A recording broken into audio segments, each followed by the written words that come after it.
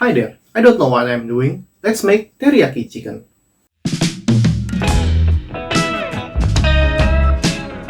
We combine soy sauce, mirin, water, and sugar to make teriyaki sauce. Sear some chicken thigh, heat up the sauce, and here we have teriyaki chicken. So, teriyaki chicken. I, obviously, can use store-bought sauce. But today I'm going to make my own teriyaki sauce. We begin by braining the chicken thigh. First, we put the chicken into a bowl and fill it with water.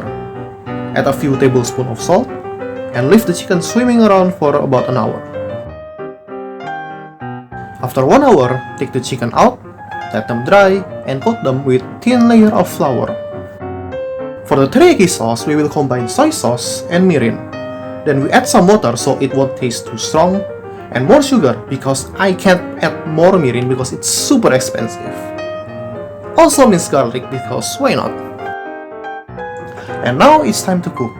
I'll be using non-stick pan with medium heat.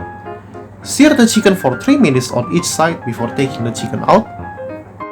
After that, use the pan to boil the sauce. Just add about 2 tablespoons of cornstarch.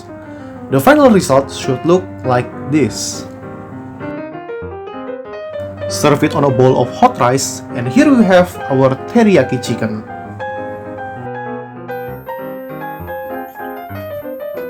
It tastes okay. Certainly not restaurant quality, but considering that this is my first attempt at chicken teriyaki, it's not bad. There's a lot to improve here, maybe some ginger, diced onion, but yeah, as someone who cannot cook, I really recommend this recipe. So, this is the end of the video. Thank you for watching, please subscribe, and I'll see you next time.